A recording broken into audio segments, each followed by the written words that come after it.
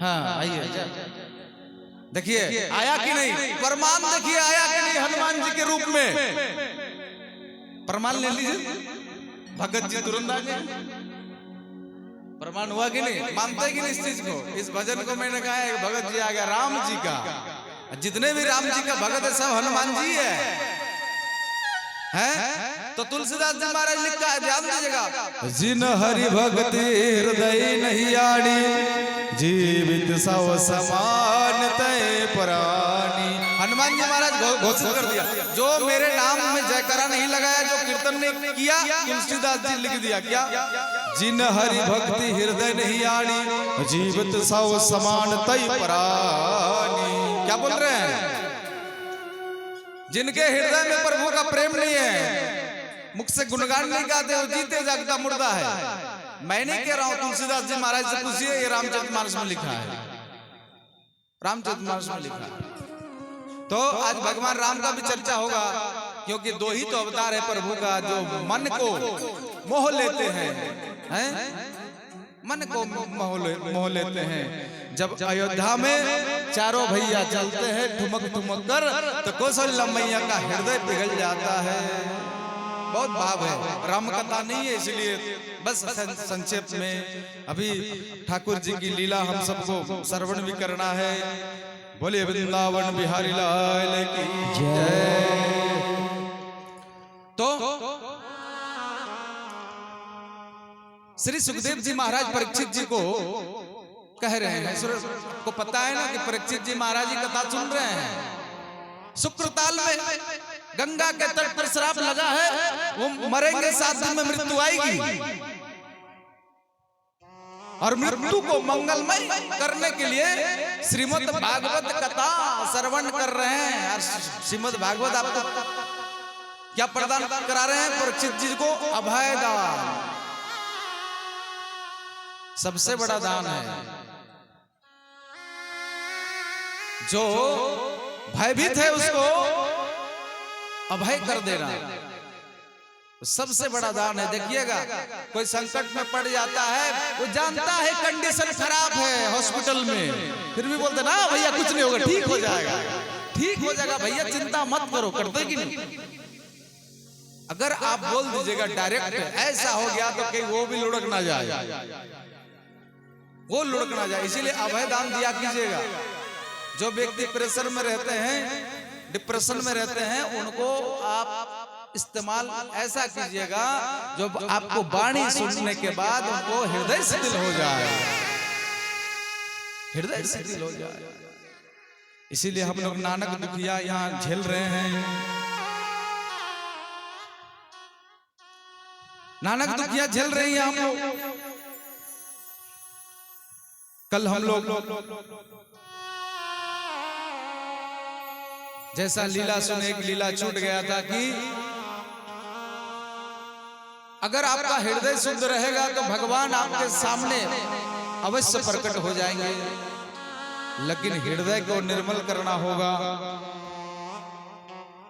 हृदय को निर्मल कैसे करेंगे? भगवान के भजन से, भगवान के कीर्तन से, भगवान के कीर्तन से, दूसरा कोई रास्ता नहीं है। तो श्री सुखदेव जी कहते हैं, परीक्षित नारद जी ने इस प्रकार स्तुति की, जिसकी दृष्टि पड़ने से ही जगत की उत्पत्ति और प्रलय के हेतु गुण प्राकृतिक अपने अपने कार्य में समर्थ होते हैं। स्वरूप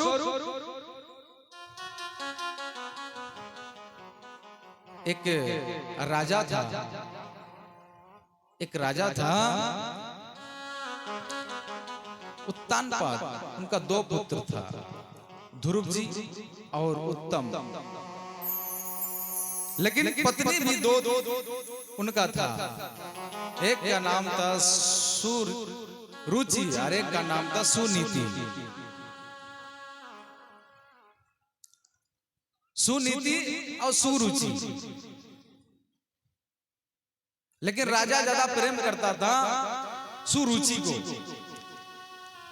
सुरुचि का अर्थ होता है स्वयं की इच्छा, सुनीति नीति पूर्वक धर्म पूर्वक आपको जीवन जीना चाहिए।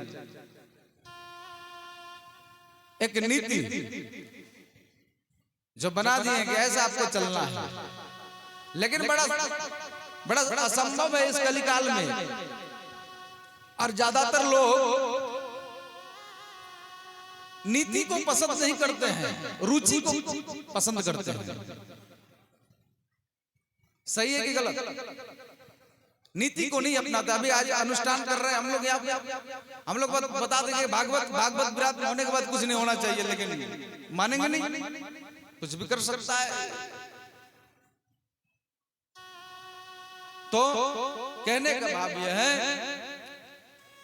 कि सुरुचि से ज्यादा प्रेम करता था राजा। एक दिन ध्रुव जी बालक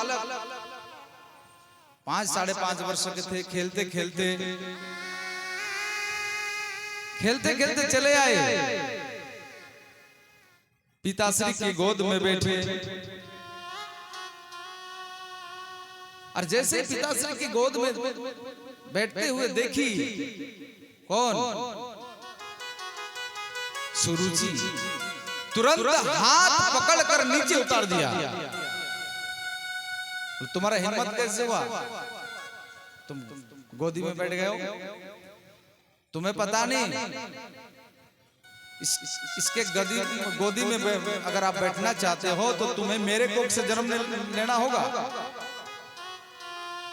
ध्रुव जी महाराज रो रो के बेहाल हो गया।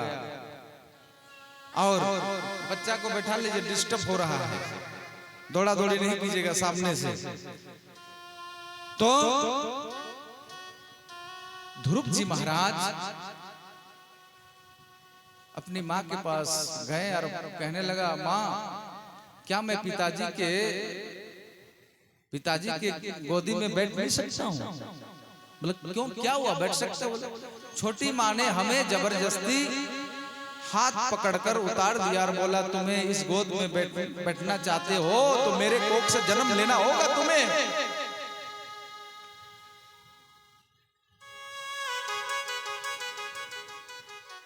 सुनीति रोने लगी कि पुत्र एक बात कहूं? जी माता जी, अब जो कहेंगे मैं सुनूंगा। पुत्र मैं आपको एक बात बताता हूं कि परमपिता परमेश्वर की गोदी में बैठना चाहते हो या हाड़मास की पुतले की गोदी में? बोला अर्थात अरे जिस हाड़मास के, जो हाड़मास का स्वरूप है, जो तुम्हारा पिता है, उसके गोद में आप बैठने के लिए इतना तुमने रोया, तुम दुखी पाया, तो मैं चाहता हूं कि तुम उस परमपिता परमेश्वर के गोदी में बैठ जाओ, जो बैठने के बाद संसार में कोई भी उतार नहीं सकता, आपको कोई नहीं उतार सकता। माँ मैं समझ नहीं पा रहा हूं आप क्या कह रही हो। मतलब कैसे मिलेगा हमको परमपिता? बोला इसके लिए तुमको भगवान का ध्यान करना होगा, नाम जाप करना होगा। बोले कहां? बोले जंगल में। ध्रुव जी महाराज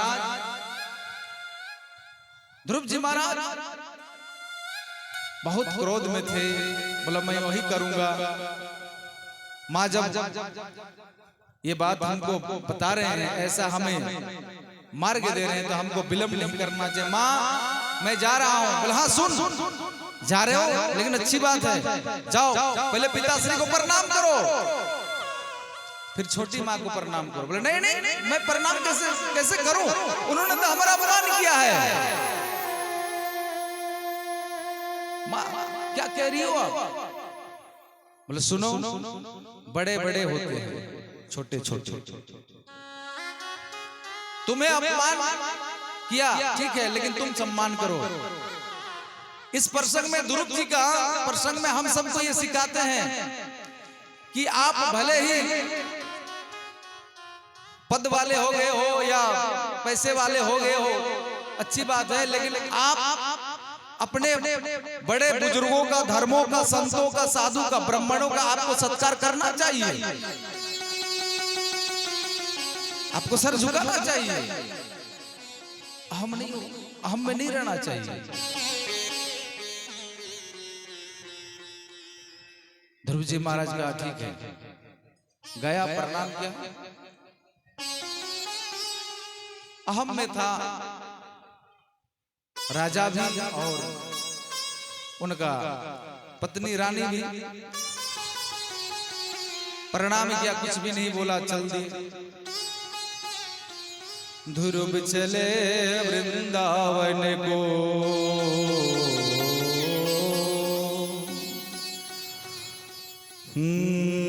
वृंदावन को जमुना किनारों एक वन है महावन,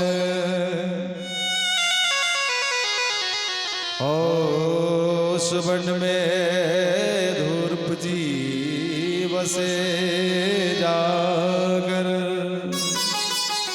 ध्रुव जी भाव लेकर के वृंदावन मथुरा अंचल में गए। एक सुंदर वन है, उस वन में जाकर के कि आ तो गया, लेकिन ध्रुव जी ऐसे चला कि जंगल में जाऊं तो भगवान को मैं प्राप्त कर लूंगा तुरंत, लेकिन ऐसा नहीं हुआ। अब भगवान परमपिता परमेश्वर श्री कृष्ण कह रहा है नारद जी से, नारद जी को स्मरण किया, जी प्रभु आप हमको याद किया, हाँ देखो मेरा भक्त जा रहा है मुझे पाने के लिए, हमें पाने के लिए, आप मार्ग दो, गुरु बनो, गुरु मंत्र दो, मंत्र दो। और जब उस मंत्र को जपेगा तो सहज में ही मैं उनको दर्शन दूंगा। लेकिन नारद जी आप अपने हिसाब से समझ लीजिए कि गुरु सहज में नहीं मिलते हैं। गुरु आप सोच लीजिएगा मिल जाएगा, ऐसा तुरंत ऐसा नहीं मिलेगा।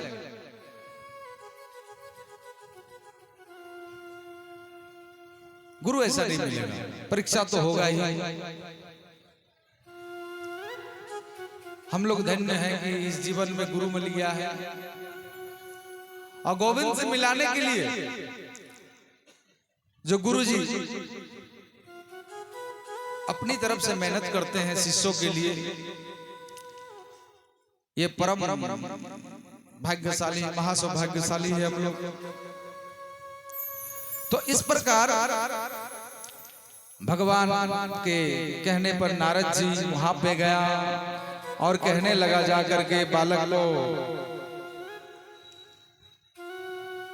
कि वत्स बालक कहां जा रहे हो?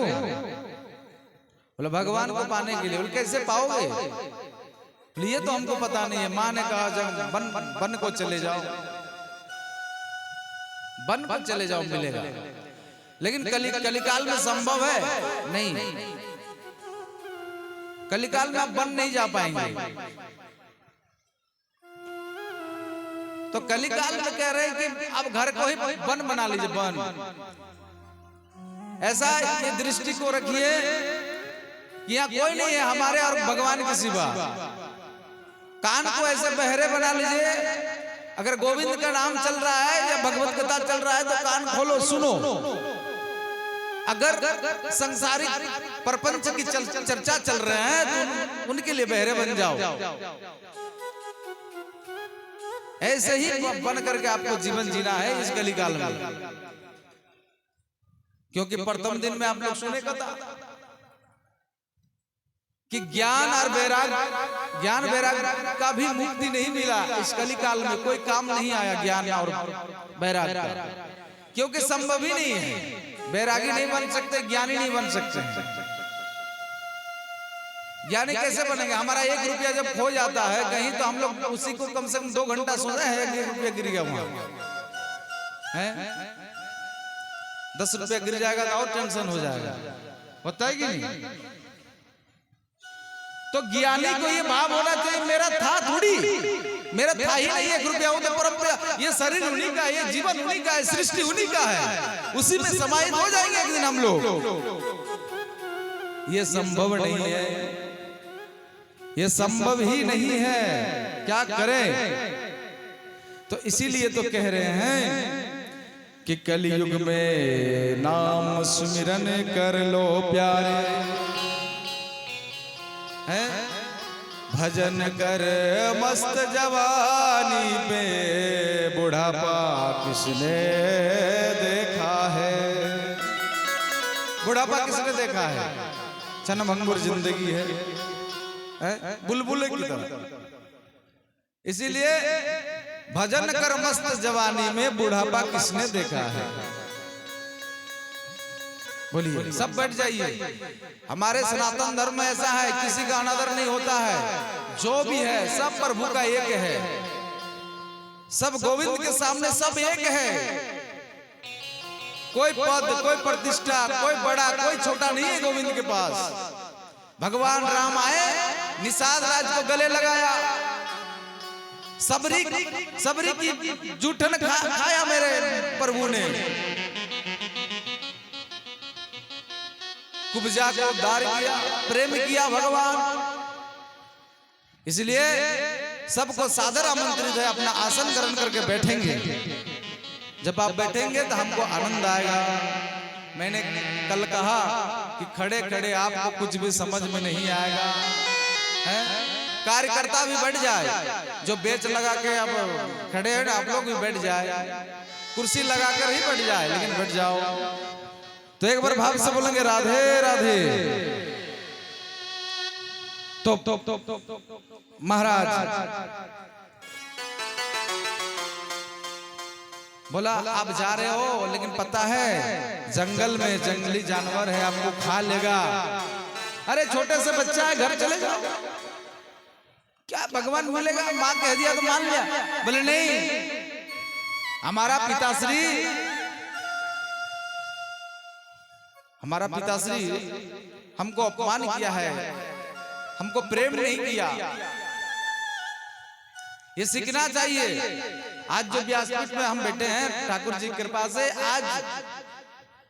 आज यही है। जीवन में त्याग है, संघर्ष है। जीवन जीना आसान नहीं है, जीवन जीना आसान नहीं है, और बिना संघर्ष कोई महान नहीं है। संघर्ष करना होगा जीवन में, ठाकुर पे विश्वास रखना होगा। विश्वासम फलमदायक, ये विश्वास होना चाहिए। तो इस प्रकार जब अनेक प्रकार की परीक्षा ले लिए देव ऋषि नारद जी ने, लेकिन फिर भी बोला नहीं, हमारे साथ कुछ भी हो, मैं भगवान का भजन करके ही रहूंगा। क्या जपोगे, अब क्या करे, बैठा रहूंगा। चिड़िया चहचहाएगी तो वही वाला हम सुनेंगे, कम से कम घर की कलह से तो बच जाएंगे। तो अब नारद जी कृपा किया, बोला सुनो, मैं तुम्हारा गुरु बन रहा हूं, मैं तुम्हें मंत्र दे रहा हूं। मानव जीवन में गुरु मंत्र लेना परम आवश्यक है। और जब आपका विशेष कृपा होगा तो सदगुरु प्राप्त होगा आपका जीवन में, तब आप वैष्णव बन जाएंगे, वैष्णव। लेकिन मंत्र लेना चाहिए आपको, कोई भी मंत्र, और उसी मंत्र को आपको स्मरण करना है, जपना है। क्योंकि हमारे सनातन धर्म कहते हैं कि जो भगवान का नाम स्मरण नहीं करते हैं, जो भगवान के अनुष्ठान में कभी नहीं आते हैं, भगवान को नहीं पुकारते हैं, भगवान के लिए कुछ नहीं करते हैं, तो उनके हाथों से कुछ भी नहीं लेना चाहिए। उनका मुख देखना शुभ नहीं है। और शास्त्र कहते हैं हिंदू सनातन में तिलक तो लगाना ही लगाना चाहिए। जो तिलक नहीं लगाते हैं उनका मुख देखने से अशुभ माना जाता है। ये सनातन धर्म का पहचान ही है। कल भी मैंने कहा, जैसे हमारे माता बहन की शादी हो जाती है तो मांग में सिंदूर भरती है कि नहीं? उसी प्रकार जो भगवान के चरणों में अपने को अर्पित कर दिया, बंधन भगवान के बंधन में बंध गया, वो भगवान के नाम की तिलक लगाते हैं। हाँ, लेकिन देखिए हमारा हिंदू में इतने अज्ञानी लोग हैं, हमको कहे भक्त कुछ दिन पहले एक जगह गए तो बोले महाराज जी बड़ा टिप्पणी करते हैं तिलक में, बोलते इसको 11 नंबर बताता है। राम राम राम राम, पाप कर लिया तुमने। अरे अपमान कर रहे हो, शर्म आना चाहिए आपको। भगवान भी तो लगाते, भगवान राम को देखो, भगवान श्याम को देखो, शिव जी को देखो तिलक लगाते। आप उपवास उड़ा रहे, गलत कर रहे हैं। हमारे मुस्लिम भाई अपने मौलवी मौलाना का नहीं बेइज्जत नहीं करते कि तुमने टोपी लगा लिया, दाढ़ी छोड़ दी, ऐसा नहीं बोलते वो, सम्मान करते हैं। इसीलिए अपना धर्म का अपमान मत करो। अरे तू को ऊपर तरफ तो अपना ही तरफ तो आएगा ना, वो रिटर्न आएगा, तो ऐसा नहीं करना चाहिए। अच्छा बताइए, लोगों को हंसते हो, वो समर्पण तो हो गया है। आप तो कभी कभार पूजा करते हो, जरूर तिलक अब भी लगाते हो। अरे इतना, अरे पूजा तो छोड़ दो, जब आपका शादी, जब आप शादी में बैठते हो उस समय भी आपका तिलक लगाया जाता है, आपको सजाया जाता है। तो तिलक के बिना पूजा स्वीकार नहीं होता है। कभी भी पूजा कीजिए तो पहले तिलक लगाइए, चंदन रोड़ी भस्म लगाइए, सिंदूर लगाइए, हनुमान जी के प्रसाद समझकर। तो ये भागवत हमको, भागवत क्या सिखा रहे हैं? परम धर्म सिखा रहे हैं। जो शास्त्र का बात मान लिए, गुरुदेव का बात मान लिए, महापुरुष का बात मान लिए, वही धर्म है। ना मानना ही अधर्म है। तो संक्षेप में कहूं कि देव ऋषि नारद मंत्र दिया, ओम नमो भगवते महापुरुषाय सर्वे गौड़ संकया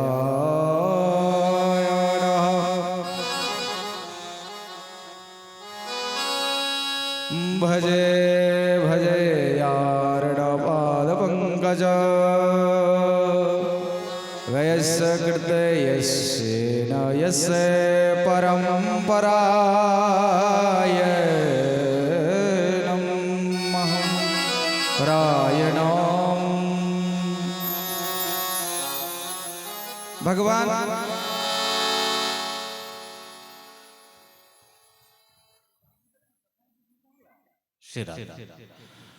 जो भी करना है आपको कथा में विघ्न मत डालिए, जब उत्सव होगा उस समय हो जाएगा। बोले राधे राधे। ओम नमो भगवते वासुदेवाय का मंत्र दे दिया और जपने लगा पावन नाम। ओम नमो भगवते वासुदेवाय, ओम नमो भगवते वासुदेवाय।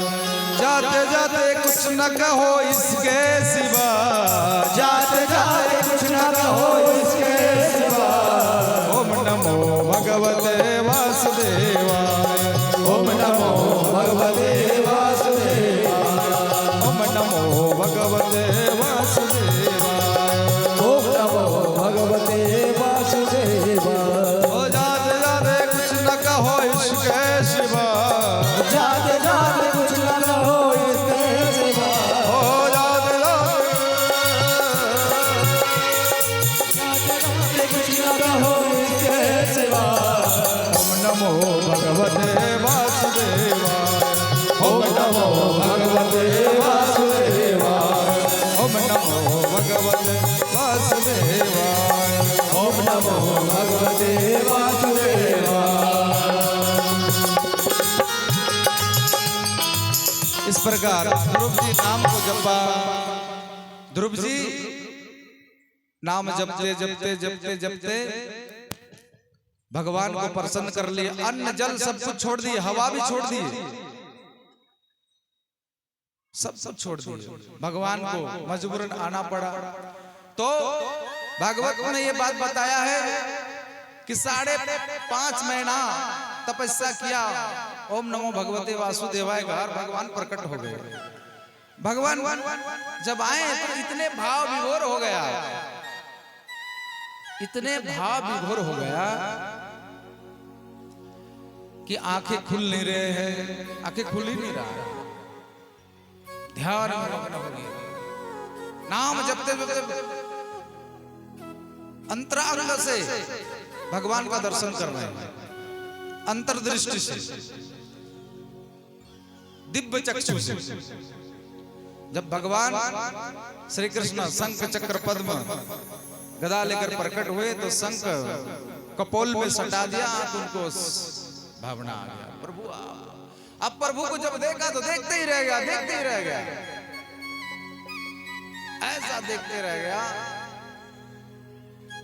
ये आंख का जो पर्दा है ये पलक झपक भी नहीं हो रहा है, पलक झपक भी नहीं हो रहा है।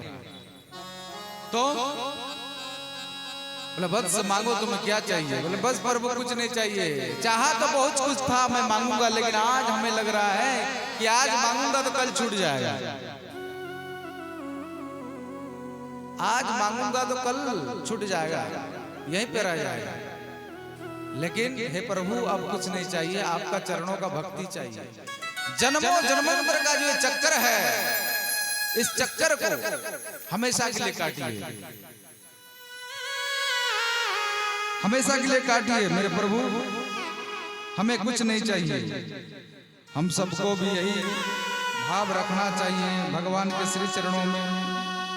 क्या मांगेंगे प्रभु से? जो प्रारब्ध है वो प्राप्त है, उसी में हमको संतोष रहना चाहिए, पर्याप्त जो है आपके पास रहना चाहिए। और नहीं तो हमको दुख से बचा नहीं सकता है। हमारे जीवन का इच्छा ही दुख है, इच्छा ही दुख है।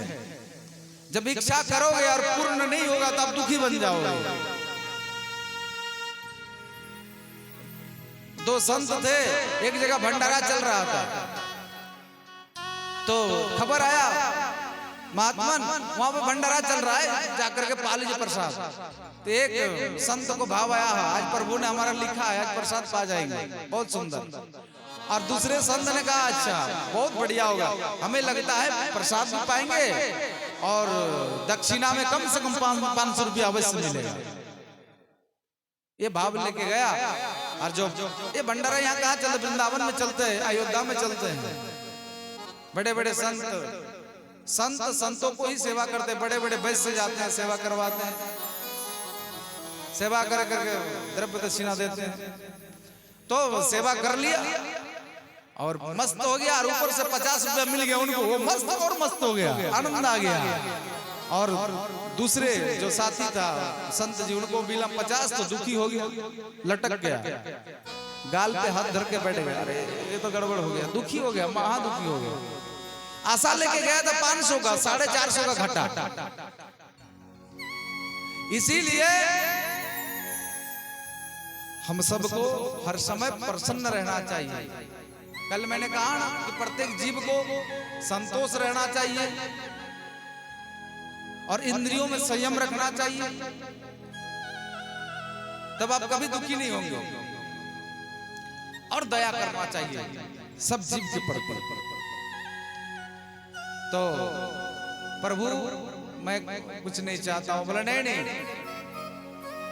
तुमने बहुत कष्ट किया, तुम्हारा परीक्षा लिया गया, लेकिन तुम परीक्षा में पास हो गए हो, अब तुम्हें भर दूंगा। क्या बोल? बोला सुनो, तुम्हारा पिताजी का जितने बड़े राज्य है ना, इससे बड़े राज दूंगा। और ये तीनों लोग जय जयकार करेंगे तुम्हारा, हर जगह चर्चा होगा, प्रशंसा होगा। देखिए जो सात्विक आदमी होते हैं, सात्विक, वो अच्छे व्यक्ति का अच्छे कर्म को देखकर प्रशंसा करते हैं, आनंद लेते हैं, वाह वाह वाह वाह। जैसे कई लोग कल कथा के बाद बोले महाराज जी इधर गांव है, क्या नाम बोला, गोप गांव किधर है? गोप गांव नहीं सुने, नाम तो बहुत सुने हैं। गोप गाँव वाला नहीं जानते, तो बोले चलिए कोई बात, बोले प्रशंसा कर रहे थे कि मैं बहुत बहुत सुंदर बात बता रहे हैं महाराज जी, तो उनको अच्छा लगा। अरे ये आपके गांव में हो सकता है क्या बकरा है, सबको बेवकूफ बना रहा है क्या? तो हालांकि बोला नहीं है, लेकिन कभी कभी सुनने को मिलता है, हे राधे राधे बुलवाता है, तो राधे ने तो क्या बोलेंगे बताइए? अल्लाह अल्लाह बुलवाएंगे, गॉड गॉड बुलवाएंगे।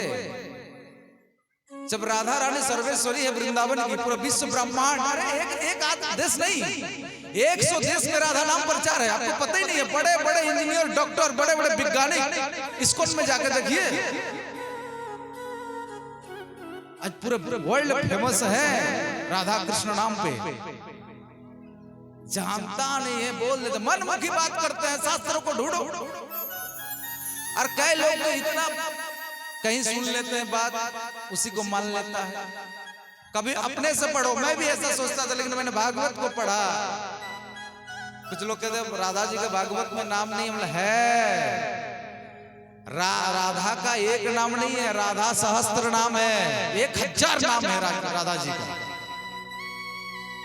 कुछ लोग कहते हैं राधा जी का शादी नहीं हुआ है, श्री कृष्ण के साथ पागल बना दो। वृंदावन में भांडीर बट में अभी भी आप लोग रोज दर्शन करते हुआ, ब्रह्मा पुरोहित बन के शादी करवाया है। तो इस भागवत में नहीं देंगे, गर्ग संगीता एक ग्रंथ है, गर्ग संगीता, उसमें मिलेंगे आपको। और दूसरी बात क्या है, सुखदेव जी का परम गुरु, सुखदेव जी महाराज का राधा को गुरु मानते थे। एक बार राग सुनते थे तो 6 महीना की समाधि लग जाता था। धा कहते तो कहना ही नहीं पड़ेगा। तो इसलिए देखिए, हमको तो एक चीज बड़ा आश्चर्य लगता है कि अच्छे चीज को आपको सपोर्ट करने में क्या लगता है? आपका भी लक्ष्य है समाज का कल्याण, लोगों को प्रसन्न करना, मेरा भी है, तो आप मेरा सपोर्ट कीजिए ना। नहीं तो ऐसा होता है, सब कुछ तो ठीक था लेकिन मेरा बात नहीं चला इसीलिए खराब था, ऐसा मत कीजिए। एक बार बोलेंगे राधे राधे, तो ये भाव है ना। देखिए 4 युग है, 4 युग में अंतर क्या है? कहता है देवता और दानव अलग अलग लोग में रहते थे पहले, सत्य युग में। कौन युग में? सत्य युग में। त्रेता युग में बताइए, देवता दानव एक ही लोक में रहते थे, जैसे रावण राम। और द्वापर युग में एक ही घर में रहने लगा देवदानव, युधिष्ठिर दुर्योधन। और कलिकाल में एक ही शरीर में। आज हमको बोला भैया राधे राधे, और पीछे से मार रहे छू रहा, बहुत बड़े हो गया, बड़े बड़े काम हो गए, बड़े हम है नहीं।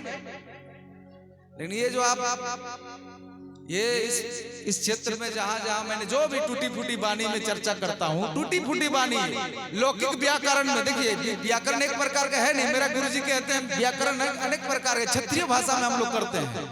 और दिल्ली का हिंदी अलग होता है, झारखंड के अलग, हमारे वृंदावन के अलग, अयोध्या के अलग, तो उसमें थोड़ी पड़ता है। वृंदावन में बड़ों को तुम बोलता है, तुम, छोटों को तू बोलता है, तू। अब हम एक पहली मिले तो बोला बाबा तुम इधर बैठो, आपको बोलने को नहीं आता। ऑटो वाला बोले क्या हो गया? तुम बोल दो। बोले मेरे ब्रज में यही चलता है भैया, कोई भी रहे तुम बोलता है। तो क्षत्रिय भाषा हम समझा रहे हैं, तो काफी लोग गोविंद से प्रेम करते हैं। और ना जाने कहां से लोग आए हैं, जहां मैंने चर्चा की, कथा की, बहुत दूर दूर से लोग आए हैं। अरे हमारे लिए छोटी संख्या नहीं है, बड़ी संख्या है।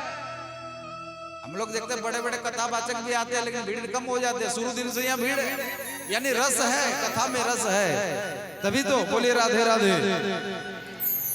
फिर गड़बड़ी हो रहा है, कहाँ एक स्वर में एक साथ नहीं बोल रहे हैं, बोलिए राधे राधे। हाँ देखिए, ये भगवान का भक्ति का स्कूल है। जैसे व्यास रूपी टीचर बताएंगे वैसे ही आपको करना चाहिए। नहीं करेंगे तो कभी पकड़ लेंगे। कौन पकड़ेंगे? समझ लिए कौन पकड़ेंगे, सब देख रहे हैं।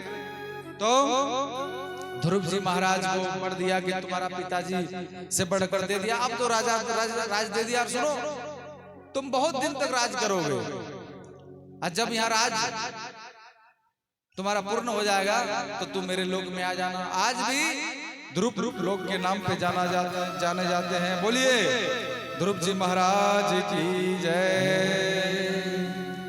तो भगवान ऐसे कृपा किया किनके ऊपर?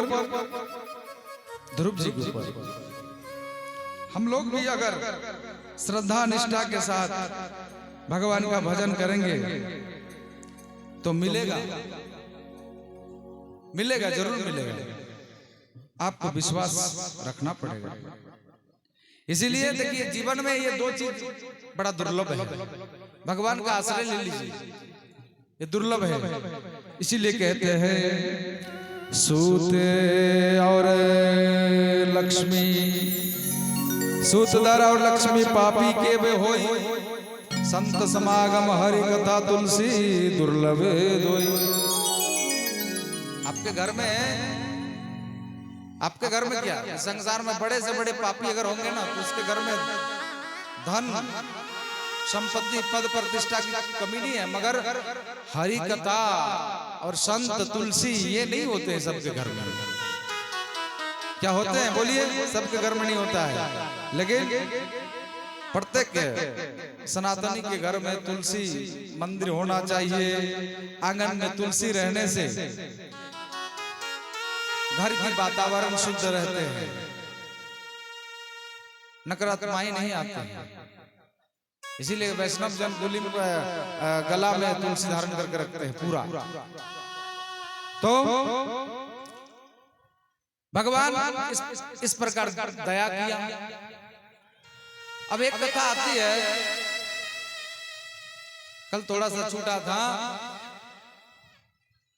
राजा बलि की कथा। राजा बलि को हरने के लिए आया था भगवान बावन बनकर। क्यों आए थे? उनके सामने कोई टिक नहीं पाता था। राजा बलि के सामने कोई टिक नहीं पाता था। तो सब देवी देवता ने प्रार्थना किया भगवान से कि प्रभु, और नहीं सहा जा रहा है, कुछ उपाय कीजिए, कुछ उपाय कीजिए। जब प्रार्थना किए तो भगवान कहा कि ठीक है, ऐसा कुछ हम करते हैं ताकि उनका सर्वस्व। बोला इस समय, लेकिन देखिए राजा बलि के एक गुण था, वो सद्गुण क्या, द्वार पे अगर कोई आ जाए तो खाली हाथ किसी को नहीं जाने देता था, किसी को नहीं। देखिए, दाना भोगे भी दान करते हैं, और हम लोग माना भोगे के कल हमको दिखाया एक लड़का जो हमारे साथ रहते, जो पैसा चलते नहीं वो आरती में दे दिया। बोलिए, जो पैसा रिजेक्ट है सरकार से वो पैसा दे दिया है, छोटी वाला है, 1 टक्की। अरे भैया नहीं देना है, क्या जरूरत है, वो अपमान हो गया है ना। यहाँ थोड़ी मांगा गया है कि आप दीजिए, लेकिन याद रखिएगा, अगर आप शास्त्र को मानते हैं, भगवान को मानते हैं, तो भगवान की ये कही हुई बात है क्या, कि आप जो जिंदगी जी रहे हो, जो इनकम कर रहे हो, आपका धन का, मान लीजिए आप दिन भर में 500 कमाए, तो उनका 5% अच्छे कर्मों के लिए, बिल्कुल सत्कर्म परोपकार के लिए, धर्म के लिए खर्च करना चाहिए। जो अकेले भोगते हैं, भगवान उनको एक्स्ट्रा दंड यमराज के माध्यम से दिलवाते हैं। तो भगवान अब ऐसा भाव लिया कि हमें ब्राह्मण बन के जाना होगा, और ऐसे ब्राह्मण बनो ताकि वो देख करके आश्चर्य हो जाए, उसे लगे उससे लगना चाहिए कि हमारा स्वरूप को देखने के बाद उन्हें लगना चाहिए कि ये ब्राह्मण जो मांगेगा मैं दे दूंगा। लेकिन कथा संक्षेप में है, कर्म को आगे बढ़ाना है ऐसा मानिए। कथा आप लोग सुने होंगे अवश्य कि राजा बलि के द्वार पर आते हैं 52 भगवान, 52 अंगुल का लंबाई उनका था भगवान का। बोले 52 भगवान की, और उनके द्वार पे आ गया भिक्षाम देहि भिक्षाम देहि। यज्ञ चल रहा था, पूर्ण विजय यज्ञ चल रहा था। 99 यज्ञ हो चुका था और एक यज्ञ बाकी था। गुरुजी था साथ में, गुरुजी था साथ में, और द्वारपाल जो था उनको कहा कि भिक्षा कुछ दो, भिक्षाम देहि। बोला बोलो क्या चाहिए? बोला मैं दान तो लेता हूं, भिक्षा लेता हूं, लेकिन बिना संकल्प करने मैं नहीं लेता हूं। संकल्प करोगे फिर लूंगा। बोला तुम तो द्वारपाल हो, तुम तो सेवक हो राजा का, अपने राजा से पूछ के आओ। तो चला गया यज्ञ में बैठा था, इशारा कर रहा है। बोला नहीं भाई, न्यास करके बैठे हैं, और न्यास करके जो बैठ जाते हैं फिर हिलेंगे नहीं वो जब तक पूर्ण नहीं होगा पूजन या कुछ भी अनुष्ठान पूर्ण नहीं होने से नहीं उठना चाहिए। अब बीच में अगर आपने बोल दिया वहां से वो आसन हिला दिए, अगर उड़ गए तो आपका वो विफल हो गया, वो गड़बड़ हो गया। फिर सबसे न्यास करना पड़ेगा, लंबा समय लग जाता है न्यास करने में। पंडित जी कराते हैं हम लोगों को न्यास, अगर न्यास कराएंगे तो आधा घंटा लगेगा पूर्ण पवित्र। ये कर्मकांड में देखिए, यही तो मैं बताया कि इस कलिकाल में कर्मकांड को नहीं कर पाएंगे हम लोग। संभव ही नहीं है कि कर्मकांड का पूरी तरह से आप कर लेंगे, निभा लेंगे, नहीं होगा। और हरिनाम भक्ति, बोला आप जिस भाव में हैं, सो रहे हैं तो भगवान को पुकारिए, कीर्तन कीजिए, नाम उच्चारण कीजिए। जैसे ही हाल में है तो अंत में तब मैं जा रहा हूं तो राजा देखा कि बार बार सेवक आ रहा है जा रहा है। तो बोले क्या बात है? बोले राजन महाराज एक बात है। बोले क्या? द्वार पे एक छोटा बोना सा ब्राह्मण आया है, बोले भिक्षा दो। तो दे दो। बोले बिना संकल्प हम नहीं लेंगे, संकल्प होगा तभी लेंगे। जब इस तरह का बात हुआ तो राजा बलि को लगा कि ठीक है, बोलो कि मैं भी आ रहा हूं। आया, जैसे राजा बलि देखा, अरे ये छोटा सा बालक इतना हट कर लिया है, जिद लगा लिया है, संकल्प क्या चाहिए बताओ ना। बोल राजा हमको कुछ नहीं चाहिए, अगर देना ही है तो उतना घमंड के साथ संकल्प करो। मैं आपके पास 3 पग भूमि लेने आए हैं दान में। अब राजा बलि जैसे सुना 3 पग भूमि तो हंसने लगा, बहुत हंसने लगा। पागल बना रहे हो, मेरा यज्ञ अनुष्ठान तुमने चौपट कर दिया। अरे 3 पग नहीं, 3 लाख पग ले लो, 3 लाख पग ले लो, आप पाओ ले लो। नहीं राजन ऐसा नहीं, संकल्प करो, हमें तो 3 ही चाहिए। 3 लाख भी नहीं चाहिए, 3 करोड़ भी नहीं चाहिए, 3 ही पग चाहिए। राजा बलि को लगा बड़ी संतोषी ब्राह्मण है भाई, 3 पग छोटे छोटे। अब बताइए 52 अंगुल के कितने बड़े होंगे, छोटे छोटे पाव भगवान के, भगवान के छोटे छोटे पाव है ना, पूरे साधारण है नहीं। तब ठीक है मैं तब संकल्प करूंगा, लेकिन तुरंत वहां पे गुरुदेव आ गए। गुरु शुक्राचार्य बोला वत्स क्या कर रहे हो? बोला मैं संकल्प कर रहा हूं। तुम्हें पता है ये कौन है? बोले हमें पता नहीं है गुरुदेव, ये त्रिलोकीनाथ है, सर्वस्व हरण करने आए हैं तुम्हारा, बिल्कुल इनके चक्कर में मत पड़ो, चलो यज्ञ करो। विश्व विजयी को प्राप्ति करने के लिए तुम चलो यज्ञ करो। बोले नहीं गुरुदेव, ये धर्म सदियों से चले आ रहे हैं, मैं ऐसा नहीं कर सकता हूं।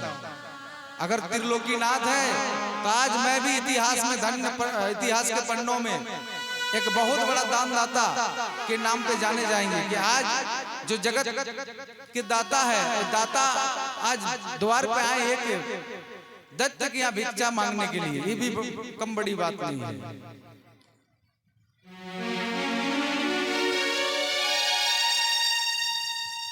शुक्राचार्य कहा कि ऐसा मत करो, नहीं गुरुदेव करूंगा। देखिए गुरु का बात मानना धर्म है, गुरु का बात मानना धर्म है। लेकिन भागवत ये कह रहे हैं सत्कर्म के लिए, भगवान के लिए, जन कल्याण के लिए, शुभ कर्म के लिए अगर गुरु भी बंद करे तो गुरु का भी बात नहीं मानना चाहिए। भागवत कह रहे हैं ये परम धर्म है। अगर गुरु रोक दे अच्छा कर्मों में, बोले इसको दान मत दो, तो परम धर्म हो गया। तो भागवत परम धर्मों का उपदेश देते हैं। बोला ठीक है। आचार्य को बुलाया, हाथ में जल लिया नहीं, लेने वाले थे। कमंडल था ना आचार्य के पास, तो कमंडल के टोटी में कीड़ा बन के बैठ गया शुक्राचार्य। अब जब पानी डालने चाहा तो पानी गिर ही नहीं रहा है, टपक ही नहीं रहा। तो एक वहां वहीं पे कूदता, एक तिनका लिया, जोर से प्रहार किया, एक आंख में लग गया। अब भागा वहां से, पद से क्या कर दिया। सुन लीजिए, ये शास्त्र कह रहे हैं अगर आप कोई भी धार्मिक अनुष्ठान के बाधक बनोगे, कोई भी अच्छे कर्मों का बाधक बनोगे, तो आपको अंधा होना पड़ेगा एक दिन। और अगर आप सरेंडर हो गए भगवान के श्री चरणों में, तो फिर भगवान माफ कर देंगे। भगवान दयामय है। तो हो गया, अब संकल्प प्रारंभ किया, संकल्प हो गया। भारत खंडियार्य वर्ते अमुक पक्षे हैं, संकल्प मंत्र बहुत बड़े हैं। अमुक क्षेत्रे हैं, हो गया संकल्प। और बोला अब ले लीजिए। राजा बोली गदगद हो गया कि आज अगर त्रिलोकीनाथ है तो आज मैं भी धन्य हो जाऊंगा। जो सृष्टि को निर्माण करने वाले हैं, जो जगत के पालनहार है, वही आज एक असुर के सामने खड़े हैं भिक्षुक के रूप में। कौन? भगवान। हाँ भैया, रोड में नहीं बिछाना, गाड़ी उड़ी आ रहे हैं, दिक्कत कर लेगा ना, काफी जगह है इधर।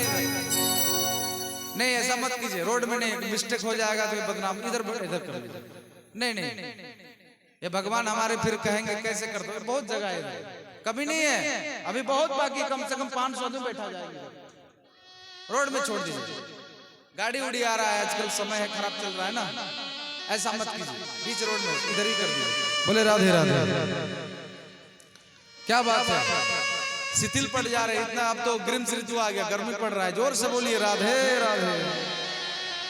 जैसे ही संकल्प पूर्ण हुआ और भगवान पावन अपना स्वरूप को बढ़ाने लगा। विशाल काया भगवान का, 2 ही पग में पूरा ब्रह्मांड नाप लिया।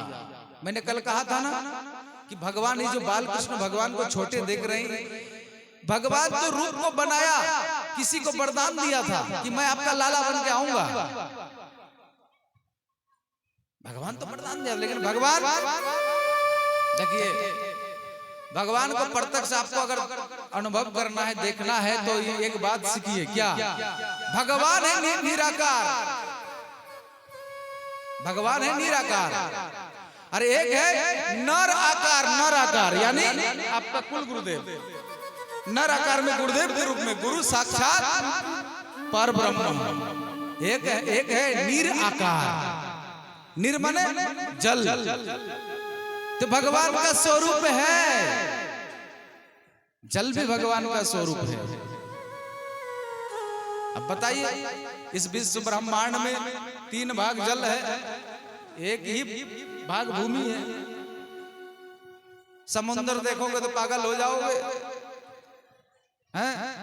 जगन्नाथपुरी में समुद्र है, और वही समुद्र है जब इधर है जगन्नाथ, इधर पड़ेगा ना, इधर से बाढ़ आएगा, जब जलामय होगा ना तो कोई नहीं बचा पाएगा। और पहले जगन्नाथ भगवान के मंदिर डूब जाएगा और धीरे धीरे बाढ़ आएगा, कहाँ भागेंगे हम लोग? देखिए भगवान दया करते हैं। भगवान एक अवतार लिया था, मत्स्य अवतार, मछली का अवतार, और सारे ऋषि को, सारे बीज को विशाल रूप बनाया भगवान मछली का, और उस नाव में बैठा था, उस नाव को पकड़ कर रखे अपने सूंड में। देखिए भगवान मछली का रूप धारण किया, और हम लोग क्या करते हैं? मछली को भी मार देते हैं। हरि व्यापक सर्वत्र समाना, इसीलिए तो भगवान कहते हैं जीव हिंसा परित्यज्य श्रेष्ठ धर्म च उच्यते। अर्थात जीव हत्या को त्याग देना ही सबसे बड़ा धर्म है, ये महाभारत कह रहा है। फिर मनुस्मृति कह रहे हैं जीव हिंसा ना करिष्यामि इति धर्म सनातन। जीव हत्या ना करे, यही सनातन धर्म है। मां हिंसाया तो सर्वभूतानि, किसी जीव का हत्या मत करो, सब में भगवान है।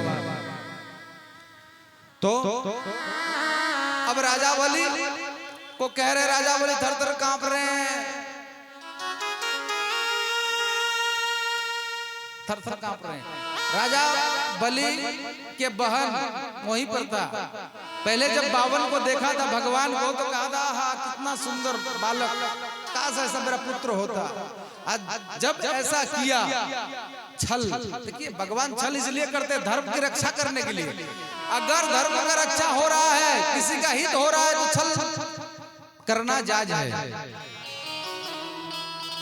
किसी के प्राण बच रहा है, भगवत कथा का अनुष्ठान करना है, यहाँ पे सहयोग देना है, तो घर में झूठ बोल के भी दे दो। लेकिन बुरे कर्मों में आप, जब आप कोई बुरे कर्म करने वाले हैं, उस समय आप कभी भी झूठ ना बोला करें, छल ना करें, क्योंकि आप सत्य बोलेंगे तो कोई ना कोई कृपा करेगा। ये बेटा मत करो, ये करने से तुम्हारा कल्याण नहीं होगा, अमंगल होगा। तो राजा बलि कांपने लगा, उनका बहन कहने लगा कि ऐसा छल कर रहा है बालक, अगर मेरा बेटा होता तो जहर पिला के इनको मार देते। भगवान बोला ये वो मस्त, यही पूर्ण होगा तुम्हारा, लेकिन अभी नहीं, द्वापर युग में होगा। कल की कथा में ये सब प्रसंग आएगा। तो राजा बलि जब कांप रहा था, कैसे कांप रहा था? थर थर हिल रहा था कि आज जो मेरे सामने ये दृश्य हो रहा है ये साधारण नहीं है। बड़े बड़े योगी, बड़े बड़े तपस्वी ऋषि भी ऐसा रूप को दर्शन नहीं पाया। देखिए कभी कभी संत का श्राप वरदान में बदल जाता है, कभी कभी।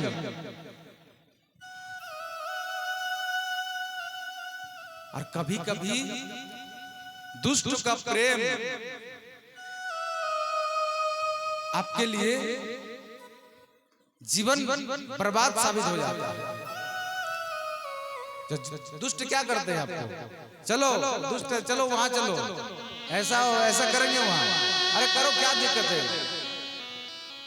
एक जगह कथा करने के लिए हम लोग गए थे, यहाँ पे नारायणपुर, तो कथा चल रहा था बसंत पंचमी के अवसर पर, कथा बढ़िया चल रहा था। 4-5 लोग आया, मोमेंट में बात में बताया लेकिन देख रहा उस समय भजन चल रहा था, भजन चला, वो लोग भी झूमने लगा, झूमने लगा। और जब कथा विराम हो गया तो वहां के समिति लोग कह रहे हैं जो 5 लड़का आए थे ना, 5 लड़के जो आए थे इस आयोजन को भंग करने के लिए आए थे, क्योंकि ब्लॉक परिसर के अंदर हो रहा था। तुम ऐसा क्यों बोला? ऐसा ही मन में मतभेद है। लेकिन महाराज भगवान का शक्ति आज हम देख लिए, जब आया भजन में सम्मिलित हो गया, ओ था कंडीशन दूसरा था, बदल गया। भगवान की भक्ति का करंट उसको लग गया और सब भूल गया, जो चीज जो करने के लिए आया था वो भूल गया। तो बताइए वो दुष्ट था, उसके संग जो किया, एक ही व्यक्ति का ये योजना बना था, बजना योजना बने होंगे। अब 4 लड़का बर्बाद हो रहे, ब्रह्म अपराध कर रहे कि नहीं? देखिए इसका भागवत कथा पंडाल ये क्या है? साक्षात वृंदावन है। यहाँ पे जो अपराध करेंगे, ब्रह्मांड के कोई कोना नहीं है कि यहाँ के पाप को मिटा देंगे। लेकिन आप अगर अपराध करके आए हो, किसी प्रकार की पाप करके आए हो और श्रद्धा के साथ भगवान के चरणों में आज समर्पण करके आप जाएंगे कि आज के बाद पाप नहीं करेंगे, तो आपका पाप यहीं पर ध्वस्त हो जाएगा, बिल्कुल होगा। तो राजा बलि बोले प्रभु मैं धन्य हो गया। बोले धन्य नहीं, संकल्प पूरा करो। 2 ही पग मैंने नापा है, अभी 1 पग और बाकी है। बलि महाराज तुरंत लेट गया साष्टांग प्रभु के शरण में। बोले हे प्रभु 1 पाँव मेरे ये सर पे रख दो और मेरा संकल्प पूर्ण कर लो, क्योंकि शरीर तो मेरा अभी बाकी है। तो राजा बलि ने भगवान को सर्वस्व दे दिया। तो कहने का भाव यह है कि जब राजा बलि दैत्य था और उनका दैत्यों का गर्व तब जानते ही हैं क्या है, देवताओं का सताना, ऋषि मुनियों को सताना, अपने आप को ही भगवान साबित करना, शासन चलाना। इसीलिए देवता परेशान हुआ, ऋषि मुनि गो ब्राह्मण सब दुखी था, इसीलिए उनका सर्वस्व हर लिया। अब राजा बलि को प्रसन्न हो गया। बोला सुनो, आगे जब आने वाले कल को होगा तो तुम इंद्र बनोगे, तुम्हें वरदान देता हूं, लेकिन फिलहाल तुम सूतल लोक में रहो। तो राजा बलि सूतल लोक का राजा बन गया। और कार्तिक मास में जो प्रतिपदा जो आते हैं उसमें राजा बलि के पास भगवान जाते हैं और दर्शन देते हैं। बोलिए भक्त वत्सल भगवान की जय। तो एक बार भाव से बोलेंगे राधे राधे। तो भगवान का अनेक लीला है। समय को देखते हुए अब भगवान श्री राम जी की लीला का चर्चा हम लोग करेंगे ना, क्योंकि भागवत में विशेष लीला 2 ही अवतार का है, एक भगवान श्री राम का, भगवान श्री कृष्ण का, है ना। तो श्री सुखदेव जी महाराज कहते हैं परीक्षित खडवांग के पुत्र दीर्घबाहु, उनके रघु, उनके अज और उनके महाराज दशरथ हुए। देवताओं से प्रार्थना करने पर उनके साक्षात परमात्मा श्री हरि ने ही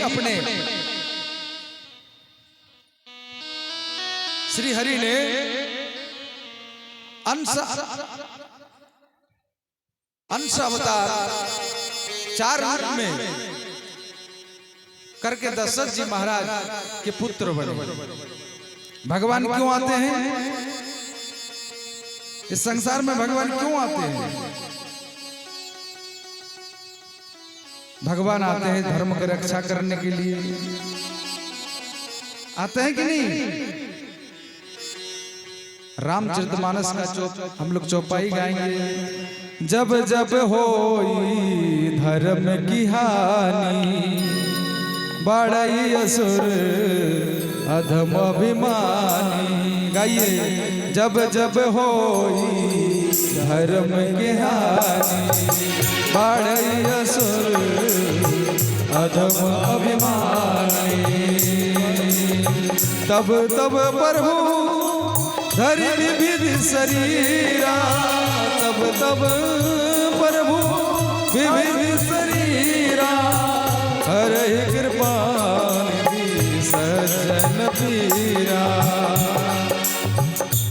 ओ मंगल भवन अमंगल हारी, मंगल भवन अमंगल हारी। द्रवोद दशरथ अजर बिहारी,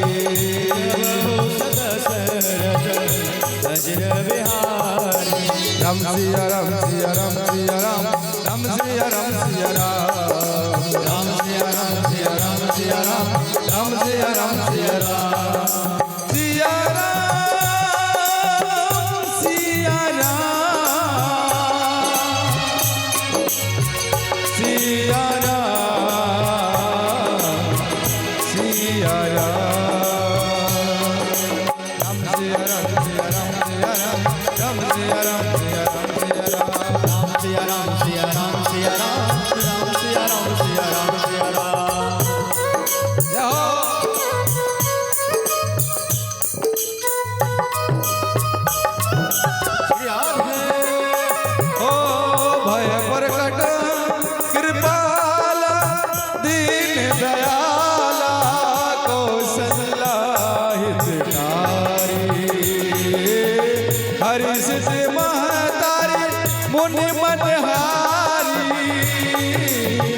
अद्भुत रूप विचारी। राम सिया राम सिया राम, राम सिया राम सिया राम, राम सिया राम सिया राम, राम सिया राम सिया राम, राम सिया राम सिया राम, राम सिया राम सिया राम।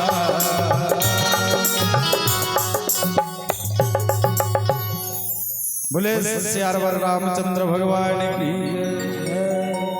भगवान श्री राम त्रेता युग में अयोध्या में आए थे दशरथ जी के पुत्र बनकर। अब भगवान क्यों आए हैं?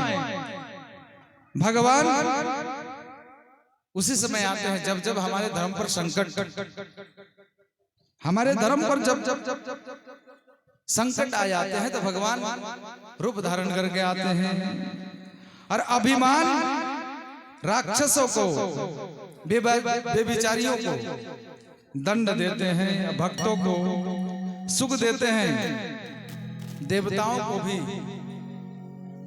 सुख पहुंचाते हैं। अच्छा बताइए, भगवान इस धरा पर जब आए हैं तो 3 काम किया। कौन कौन काम? दुष्ट को पहले धर्म का स्थापना किया, दूसरा दुष्ट का संहार किया और तीसरा भक्तों को सुख दिया। अच्छा बताइए, भक्त बन के हमको भगवान सुख पहुंचाएंगे या जब हम भक्त बन जाएंगे तो भगवान हमारे लिए सुख देंगे कि नहीं देंगे? लेकिन असुर अगर बन के हम लोग जिएंगे तो क्या करेंगे भगवान हमारा? बताइए। बड़ा बड़ा दुर्दशा खराब कर देंगे, है ना? इसीलिए भगवान श्री राम जब आए तो 3 काम के लिए आए। लेकिन भगवान केवल असुरों को मारने के लिए ही नहीं आए, भगवान अपने चरित्रों को भी समाज में फैलाया, दिखाया। भगवान जब अभी आएंगे, श्री रामनवमी के दिन ही तो भगवान आए थे। हनुमान जी का जो ध्वजा हम लोग लहराते हैं, जय श्री राम जय श्री राम, और कईयों को पता नहीं होता है। एक व्यक्ति बार बार हम बोलते हैं, बड़ा आश्चर्य हो जाता है, रामनवमी हमको मनाते हैं? भगवान जी की बियाह था श्री राम जी का। तो विवाह नहीं था, भगवान का प्रकट दिन था, दिवस था। दिन के 12 बजे माता कौशल्या के सामने प्रकट हुई, है ना। तो भगवान राम की लीला अद्भुत है। भगवान यहाँ पर सिखाया, प्रातः काल उठ के रघुनाथा, मात पिता गुरु नाम ही माथा। दशरथ जी महाराज प्रसन्न हो गए, ऐसा भाव देखा, ऐसा स्वभाव देखा। तो प्रातः काल सुबह सुबह पहले जब अपने सहन सैया से उठते थे तो पहले माता पिता गुरु जी को प्रणाम करते थे। आज हम लोग करते हैं, आप पूछिए महाराज आप करते हैं? हाँ, तभी तो मैं यहाँ बैठा हूँ। हम कहीं भी जाते हैं, अगर गांव में भी कहीं जाते हैं तो माता जी को मिलते हैं या पिताजी को प्रणाम करके ही निकलते हैं। गांव में भी कहीं जाना हो तो सवेरे भी करता हूँ। पिताजी इधर उधर काम में फंस जाता है तो दूर से ही प्रणाम कर लेता है। तो प्रणाम करने से हमारा हित होगा, हित अहित नहीं होगा। आप लोग मार्कंड मुनि को जानते हैं, उनका मात्र 5 वर्ष आयु था, 5 वर्ष। उनका पिताजी बड़ा दुखी हो गया। बोला दुखी क्यों हो? संतों ने कहा क्यों दुखी हो? बोले मेरा पुत्र तो है लेकिन मात्र 5 वर्ष का।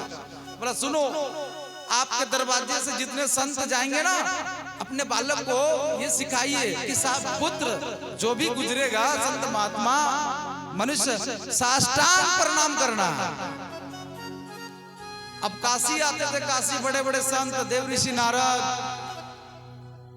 बड़े बड़े मुनि, और सबको बोलता था दीर्घायु भव चिरंजीवी भव। उनका पिताजी बोला सुनिए सुनिए, गलत है, आपका ये वचन झूठा है। कैसे? इनका मृत्यु है 5 साल में, अब कैसे बात करते हो? अब तो फंस गया, फंस गया। क्या करे? बोले बालक को लेके जाएंगे हम लोग। कहाँ? बोले ब्रह्मलोक। बोले बेटा तुम एक काम करना, हम तो कह दिया, अब क्या होगा पता नहीं। ब्रह्मलोक ब्रह्मा के पास ले गया। अब बोला साष्टांग प्रणाम करना। अब बालक को ले गया, साष्टांग प्रणाम करवा दिया। कराने के बाद ब्रह्मा कहा तथास्तु चिरंजीवी भव दीर्घायु भव। बोला पिताजी आप फंस गए। बोले इसका आप कैसे रचना की, इसका आयु की गड़बड़ है। अब भगवान के 3 रूप है। मैंने कहा जो सृष्टि के सृजन में, सृष्टि के सृजन में तमाम ऋषि मुनि आए ना। और भगवान ब्रह्मा के नाक से रुदन करते हुए रुद्र का जन्म हुआ था, भगवान शिव का, जो संहार करते हैं। तो अब कह रहा है कि अब तो गड़बड़ हो गया, अब तो मैं क्या करूं? बोले सुनो, संहार के देवता है बाबा भोलेनाथ। भगवान 3 रूप बनाए ना, ब्रह्मा विष्णु महेश। भगवान विष्णु पालन करते हैं और ब्रह्मा जी सृष्टि करते हैं और सबका मौत का घाट उतारते हैं, करवाते हैं। कौन? महाकाल। अकाल मृत्यु तो उसी का होता है जो काम करे चांडाल का, और वो काल भी क्या करे, जो है भक्त महाकाल का, है ना। तो अब ये बात है कि अब बोला हम क्या कर सकते, अब चलो कैलाश चले गए। कैलाश में ये हाल हो गया। बोला बाबा अब क्या होगा, इसका आयु तो गड़बड़ है, समय पे यमराज ड्यूटी करेगा। तो ऐसे कथा तो अनेक है। संक्षेप में कि मानिए जब उनका मृत्यु का समय आया तो यमराज को समझा दिया। क्या समझा दिया? कि कल हमने बताया कि 71 बार चतुर्युगी बीत जाएंगे तो एक मनमंत्र होगा, और 14 मनमंत्र बीत जाएगा तो एक कल्प होगा। तो ब्रह्मा का एक दिन, सुनिए, अरबों साल उसमें आ जाएंगे। अब ब्रह्मा का आयु 100 वर्ष, ब्रह्मा का आयु 100 वर्ष। अब भगवान शिव का कितने आयु है? 5000 वर्ष। भगवान शिव का 5000 वर्ष आयु है। तो यमराज को यही बताया कि वरदान जब हम लोगों ने दी है अपना लोक के हिसाब से, तो ये ब्रह्मलोक कैलाश लोक की ये उम्र है, ये उम्र मृत्यु लोक का नहीं है। तो मार्कंडी जी का आज भी संत कहते हैं कि उनका आज भी तपस्या चल रहा है हिमालय के कंदराओं में। जो महाकुंभ में आए थे ना बड़े बड़े संत, हाँ, एक हाथ में आज इतने साल से खड़े हैं, बड़े बड़े संत आए थे, हिमालय की गुफा में रहते हैं, भयंकर बर्फ में खड़े रहकर तपस्या करते हैं, है ना। तो ऐसा होता, प्रणाम करना चाहिए। इसीलिए प्रणाम करने से आप ही का लाभ होगा, मार्कंडी जी का लाभ हुआ। बोले भक्त वत्सल भगवान की जय। और भगवान प्रभु श्री राम क्या क्या लीला किए, अपना चरित्र निर्माण किया, यहाँ पर सिखाया। रामायण ही सिखाते हैं पुत्र कैसा होना चाहिए, पिताजी कैसे होना चाहिए, मित्र कैसे होना चाहिए। सीता माँ भी सिखाती है स्त्री कैसे होनी चाहिए, कैसी होनी चाहिए स्त्री, ये सिखा रही है माता सीता। जब भगवान श्री राम वनवास के लिए जा रहे थे, वनवास के लिए जा रहे थे, तो कहा कि सुनो सुनो देवी, तुम घर में रहो, महलों में रहने वाली तुम जंगल का ये कठोर कष्ट नहीं सहन कर पाओगे, इसीलिए तुम घर में रहो। नहीं,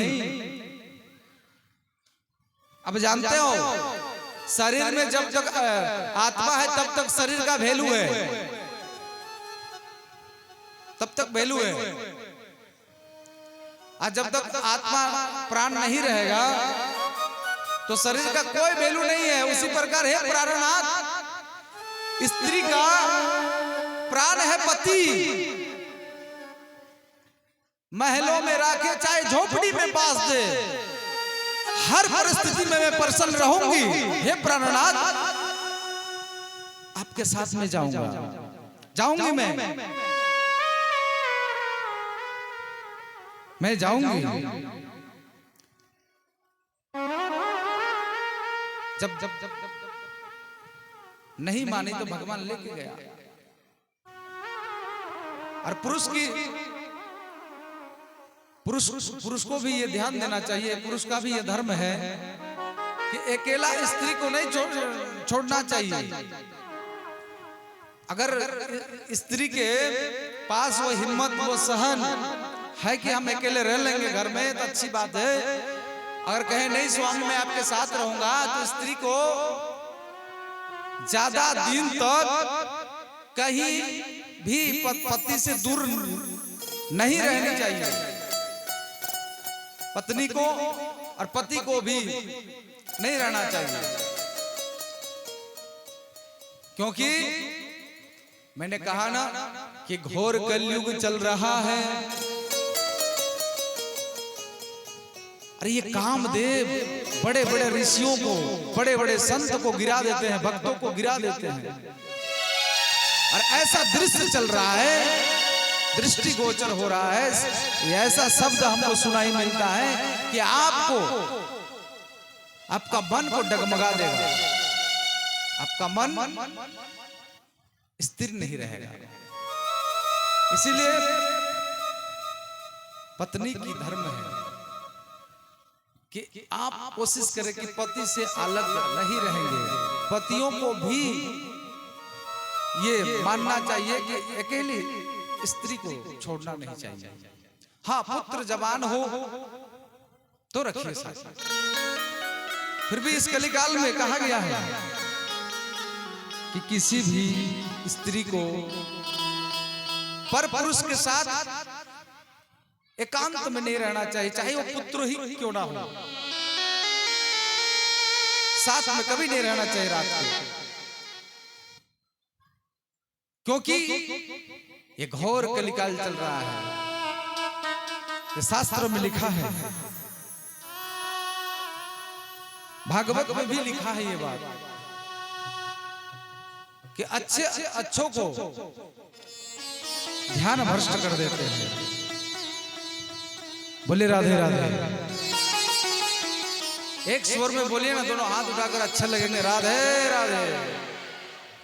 हाँ, तो रामचरितमानस में चरित्र निर्माण करा रहे हैं। सीता मैया अपना कुल खानदान, अपने पिताजी का नाम रोशन कर रहे हैं। पिताजी कहा, जनक जी महाराज कहा था सीता मैया से, बेटी कुछ भी हो जाए मेरा मुकुट को नीचे नहीं गिराना, मेरे नाक मत कटवाना।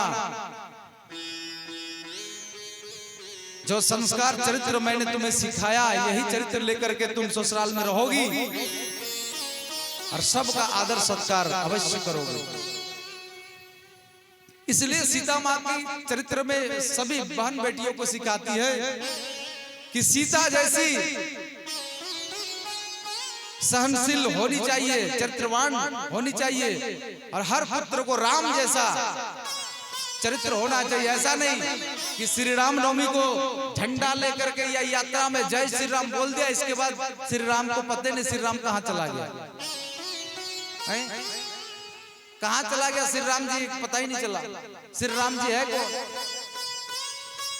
देखिए अभी भी संस्कार नहीं है कितने लोगों का, कि यह कथा चल रहा है, आपके पास समय है, बैठने के सामर्थ्य है, तो आप प्रणाम करते हुए बैठे और प्रभु के चरणों में आप ध्यान लगाएं। ये कोई लौकिक कथा नहीं चल रहा है, पर ब्रह्म अलौकिक है ना। इस प्रकार भगवान श्री राम अवतार ले तमाम दुष्टों को मार गिराया, स्वाहा किया सबको, और एक काम किया, अयोध्या में रामराज लाया। रामराज लाया अयोध्या में। रामराज माने कोई दुखी नहीं है, सबके साथ एक व्यवहार, वही रामराज है। और हमारे यहाँ क्या है, हमारे यहाँ एक समान है नहीं। हमारे यहाँ तो पैसा वालों का सम्मान ज्यादा होता है, जो ज्यादा पहुंच के लोग हैं उसका सम्मान ज्यादा होते हैं।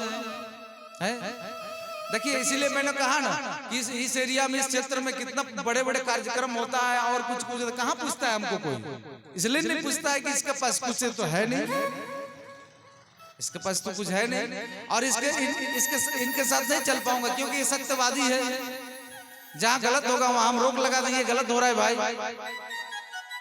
ऐसा में हम लोग छल कपट वाला काम नहीं करते, पैसा का व्यापार का धंधा नहीं करते, भागवत का व्यापार का धंधा हम नहीं करते, बिल्कुल नहीं। पूछ लीजिए किसी से भी, बिल्कुल व्यापार का नहीं करते हैं, केवल प्रचार करता हूं जीव कल्याण के लिए।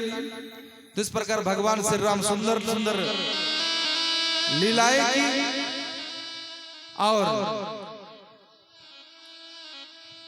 और क्या हुआ, जब समय हुआ तो साकेत के चले गए।